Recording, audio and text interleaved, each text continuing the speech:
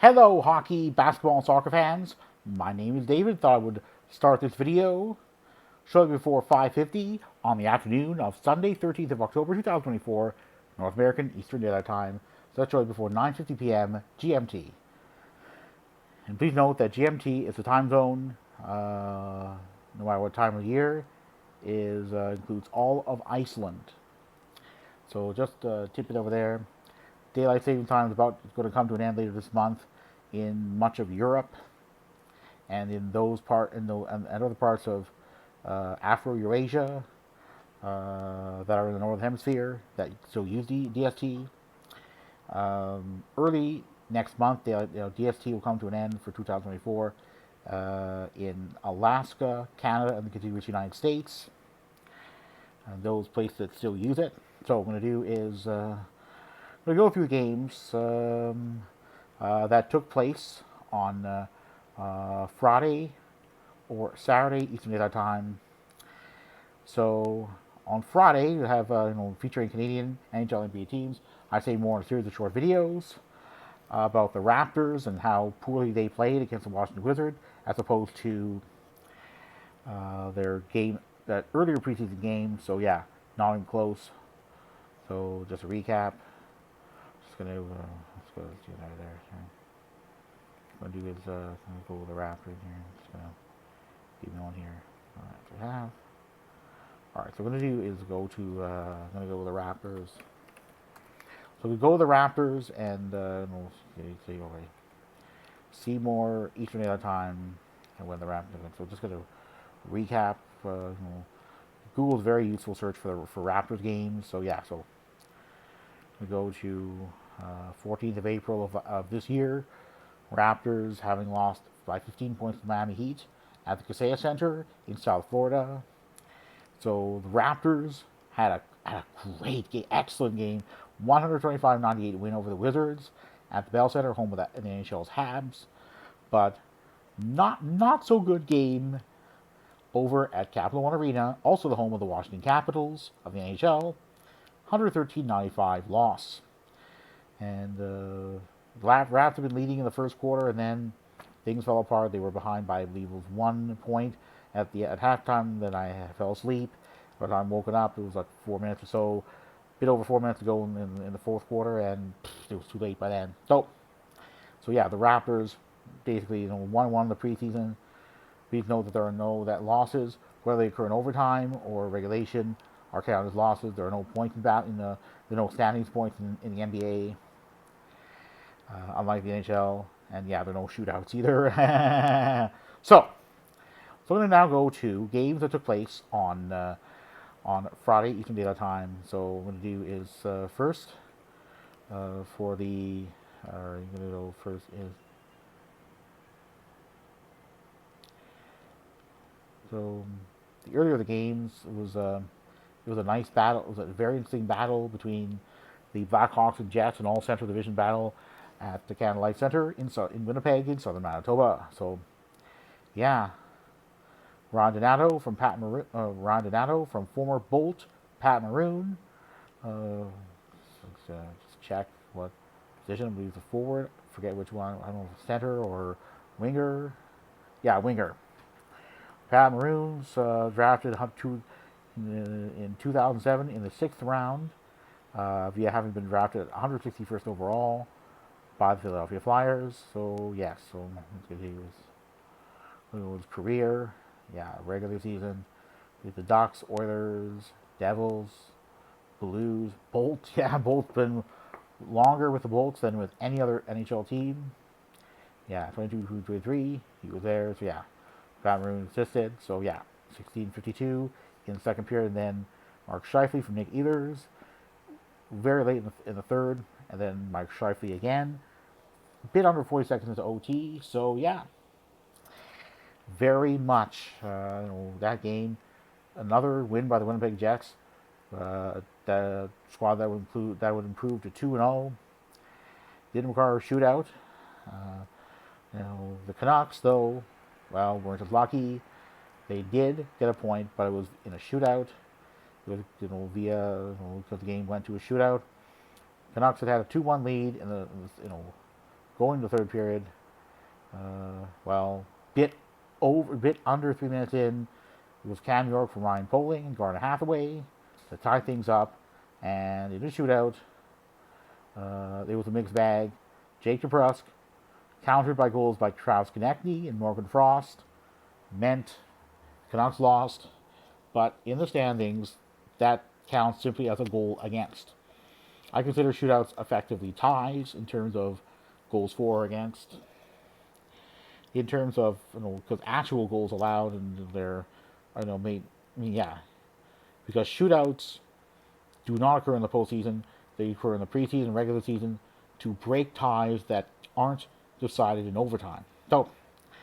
So Canucks' record this regular season so far on wins and regulation OT and shootout losses is 0-0-1-1. So 2 points in the last over 2 games. So half the available points. Whether the Canucks will do that, may get into that in a moment. May get into that in a separate video. But there's no question the Canucks. I believe there's a live stream posted by the Kempner Canucks YouTube man on that game. There's also a 24-hour live stream posted by Canuck Clay, also known in the real world as Clay Emu. Missed that. I had so much to do on Saturday Eastern Daylight Time. So yeah. So overall, Canucks not look good in either of the last 2 games. But Kevin Lankin at least gave him a chance to win, maybe a better chance to win. Arturs Shilovs allowed multiple ugly goals in that other loss, which was an overtime. 6-5, ugly across the board. We'll have to see what happens. So yeah, I'm going to have to do is, it's going to be very interesting to say the least. Not sure what the Canucks play next, but so yeah, I'm going to go on to those games that occurred that, if involving Canadian NHL teams, took place on Saturday Eastern Daylight Time. So I watched highlights of the Penguins Leafs game. Leafs were able to win. They were able to win. They came from behind 1-0. They were very slow to get going. And William Nylander, a winger from Max Domi, a bit under a minute into the second period, got things going. After a Crystal Tang from Sid Crosby, Sid the Kid, and getting Malkin on a power play, put the Pens up 1-0. So yes. So yeah, Nylander scored an empty netter, also assisted by Max Domi. Morgan Rielly pitched in. Mitch Marner pitched in on assist. So there was across the board, diverse. That is so good for the Leafs to do. I mean, I'm kind of like a casual, yes, I grew up cheering for the Leafs. I've even gone to some games before this season. I don't know how many more I'll go to, because again, the Leafs kind of like all over the map. Just don't know which team's going to show up. And it's just been repeated, exits in the opening round, whatever that's been. And last season, yes, there was a fight. It was a fight to the end. Game 7 came down overtime, but again, I'm just, that's why I'm thinking, okay, let's see about how the other Canadian teams are doing. I'm really hoping for a Canadian non-Habs NHL team to win a Stanley Cup. Will that be the Oilers? I'll get to that. I'll get to that as soon as possible after I discuss the remaining non-Oilers Canadian teams. So yeah, the Leafs ended up doing that, and they never looked back. The Ottawa Senators kind of played. The execution was off. It was flawed, and it's no real surprise. Sens were already behind 2-0 after the first period, and they never recovered.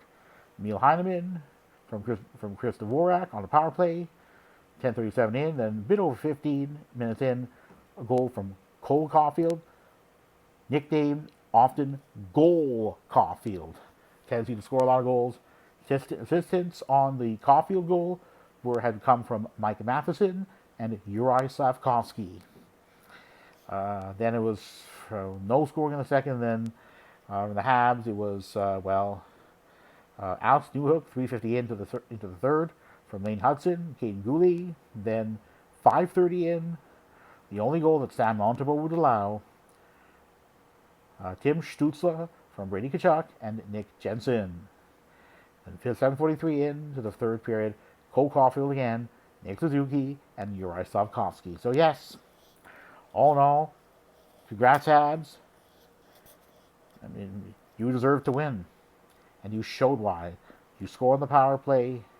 You won slightly more face-offs, well, 30-25 for the Sens. Hits were kind of even. Shots on goal slightly ahead. But Habs, you converted on more of them than the Sens did on theirs. So, score 3 more goals. So, yeah, Habs deserved to win.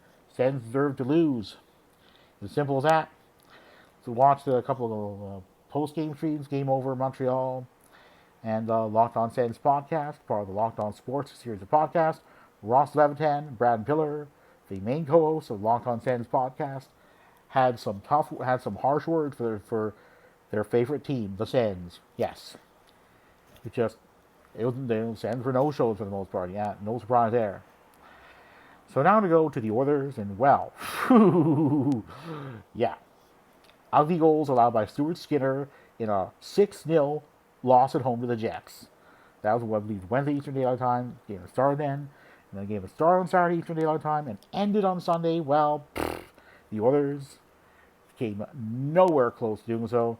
Well, a video response via video, 2 claims made by TSN's scout director Craig Button on SportsCenter.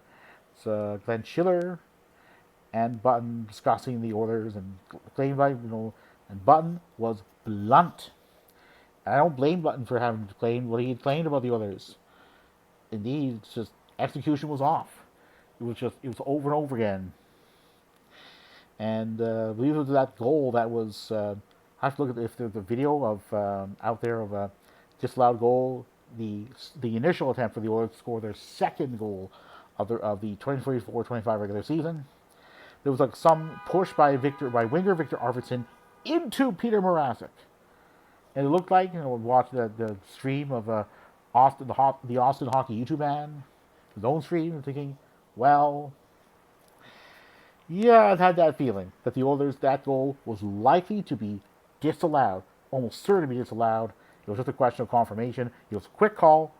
Blackhawks challenge for goalie interference, and they won that challenge. I mean, for me, it's just. I mean, I'm pro fairness. I mean, if it were the Leafs having done that, I would say, hey, they don't deserve that goal. So, and I know that there are fans, at Rogers Place booing. Well, they should be booing at, Victor Arvidsson. Arvidsson pushed that Blackhawk player into Peter Mrazek, and it was a pretty strong push. To me, that was goalie interference. That's a no-no. So yeah, goal disallowed. The Oilers would find a way to score, but it was just rough again.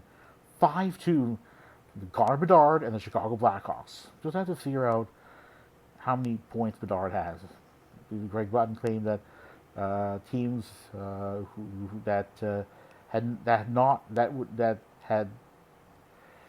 had needed to take Bedard seriously, and those that had not taken, those that did not, that were to have not taken him seriously enough, would pay. Figuratively speaking, and let's take a look at what happened with the Blackhawks. Connor Bedard on a second period goal by Seth Jones, another assist by Teuvo Teravainen, a former Carolina Hurricane, and then Connor Bedard. Again, those was 10-19 by Seth Jones, the 13:58 in the second period. Connor Bedard, again from Teravainen, and an assist by ex-Leaf defenseman TJ Brody. And Bedard wouldn't stop assisting on goals because, oh baby, he assisted. He assisted on the first of the 2 Blackhawks third period goals. That one scored by Teravainen, assisted by Seth Jones. The latter of the Blackhawks goals on a power play had Alex Vlasic rather than Bedard as an assistant, but Seth Jones also Seth Jones, like on the then most recent goal the Blackhawks had scored, as an assistant. So yeah, so overall, it was a rough night for the Oilers, a rough night for Cal Pickard. It's not really clear what's going to happen. There's no question that the Oilers have work to do. It was just rough all across the board. Watched Game Over Edmonton stream, also hosted by the Austin Hockey YouTube man. And when it comes to, I'm just going to All right, so yeah, it's from a clip from Shan the Hockey Guy. Just gonna take a look at the power rankings for. Just gonna mute the volume a little bit there. So what I'm gonna do is take a look at the power rankings put up by Shan the Hockey Guy. So he put the Flames as the lowest ranked Canadian team at 23rd overall. The second lowest, the Habs, 22nd overall. And the Canucks, third lowest at 18th overall. The Sens in the middle at 16th overall. The Oilers, one of the biggest dropper I would say among Canadian teams, at 13th overall. The Oilers may go down even more, depending on what happens on this Sunday EDT. In that home game against the Calgary Flames, be broadcast on Sportsnet Pacific, West, Ontario, and East. Broadcast start time, 8 p.m. Eastern Daylight Time. The Raptors be in action at TD Garden, home of the Bruins, against the Boston Celtics. So that's 7 p.m. EDT on Sportsnet 360. So what I'm going to do is, so where was I in terms of the power rankings? The Hockey Eye, Shannon the Hockey Eye. Based in I believe the lower mainland of British Columbia. So yeah, and a fan of the Canucks, it's hard to rank them that, it's hard not to do that, They want to think, oh, the Canucks should be higher. Well, you know what? They don't deserve to be. What I'm going to do is just going to go to, I'm just going to wait for that there. So yeah, okay, so we have, all right, so let's see where the Winnipeg Jets are ranked. All right. These are ranked third in the overall recent power rankings. Put out by Shan the Hockey Guy. So yeah. I'm just gonna wait for there. Oh yeah, so Winnipeg Jets. So of Canadian NHL teams, the Jets rank the highest on the power rankings put out early Sunday EDT by Shan the Hockey Guy at third. So that was number one among Canadian teams. Number two, the Leafs at eighth overall. Number three, the Oilers at 13th overall, but they dropped significantly. 2 losses in regulation, nowhere close to winning either of those games. And then number 4, the Sens at 16th overall. You have number 5, the Canucks at 18th overall, and the Habs number 22 at sixth over, second last among Canadian teams at 22nd overall, and the Flames dead last among Canadian teams at 23rd overall. I'm definitely looking forward to watching. I watched the video, just wanted to rewind a little bit, rewatch it a little bit, even on mute to find out where the Canadian teams are. So just going to recap. We have the on this Sunday EDT. We have the Canadian NHL and NBA teams. The Jets hosting the Wild on TSN Channel 3. I have NHL Center Ice. Not trying to promote anything, just stating reality that I just find very handy to get around TV blackouts, which I've done. And so I'm watching that game. I'm going to the Raptors, 7 Eastern, broadcast start time, 7 Eastern Daylight Time on Sportsnet 360. Definitely looking forward to watching that game. Really looking forward to seeing the Raptors, hoping the Raptors will bounce back in a big way. It's hard to know if they will, but again, we know what happened last season. The Raptors had a great preseason, 4 wins of all 4 of their games, and then regular season they only ended up winning 25 of 82, nowhere close to a play-in spot. So yes, preseason only means so much, but again, the Oilers kind of carried it over from preseason, and we gotta wonder, videos from the Blocky Back podcast, Dolly TV YouTube man, I forget what the others are, Austin Hockey YouTube man. I don't know where the Oilers, or if there's any by the Oilers Fanatic YouTube man, but I'm going to try to find those. There's no question, it was rough on Saturday. EDT against Blackhawks. Another Central the Flames from just down the road from Rogers Place. I'm not sure when the Oilers are going to be going on the road, but there's no question. There's I believe the Raptors next playing on Tuesday EDT. Yeah, I'm just gonna just check for a moment here. Yeah, I believe the Raptors playing on next Tuesday. So I can't think of any here. So Celtics will be coming into Toronto, Scotiabank Arena, 7 p.m. EDT broadcast start time. I'm not sure if it'll be on Sportsnet or TSN channel. I'm not sure yet, but definitely looking forward to watching that game if we can. I'm gonna go on. What is there? All right, we're gonna flip the calendar to Monday EDT. So we have Sunday. We have Jets, Raptors, and and then the Flames Oilers game in order of broadcast start time. So we'll do on Monday. What we're gonna do is Sens hosting the Kings. We've done one of the TSN channels. It's 1 Eastern EDT. That's at the Canadian Tire Center. Then we have 7:30 p.m. EDT. The Habs hosting the Pens. Not sure if that'll be on Sportsnet or on one of the TSN channels. I already know, but what I'm going to do is going to go also to. I'm going to also go to the 15th. I'm going to go the 15th of October and try to cover that. So what I'm going to do is it's going to be maybe a little bit busier. So we have the Raptors, 7 Eastern EDT, and then we have the same broadcast start time as a Canucks away game against the Bolts at Amalie Arena in Western Florida. Sportsnet Pacific, so I believe that'll be blacked out, other than to those who have a valid subscription to NHL Center Ice or are located in the Canucks viewing region. And then we have a little bit later, Flames host the Blackhawks on Sportsnet West. That'll also be geo-restricted. But I do have NHL Center Ice, so I'm going to watch that game if I can. Then we have 10 EDT, Sportsnet 1, Oilers hosting the Flyers. And I'm going to stop things right there. It's kind of getting a little bit long already.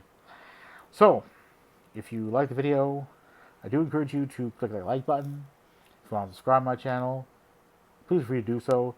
Subscribing is totally free, and it helps the channel. It helps the channel reach a wider viewing audience. I comment a lot on various results of Canada's NHL, NBA, and national hockey, basketball, and soccer teams, or at least those that are the youth ones that take place that play in tournaments, top division tournaments administered by the International Ice Hockey Federation, aka the IHF, as well as the adult team. So basically,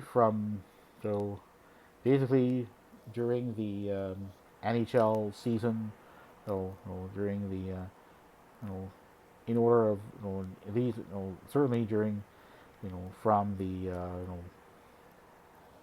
so Connor Hellebuck and Phillips Gustafson, the respective goalies for the Winnipeg Jets and Minnesota Wild. As of the end of the recording of this video, I had about to do so I'm definitely looking forward to following Canada's various NHL teams, find out which ones get in the postseason, which ones going for top 10 draft picks.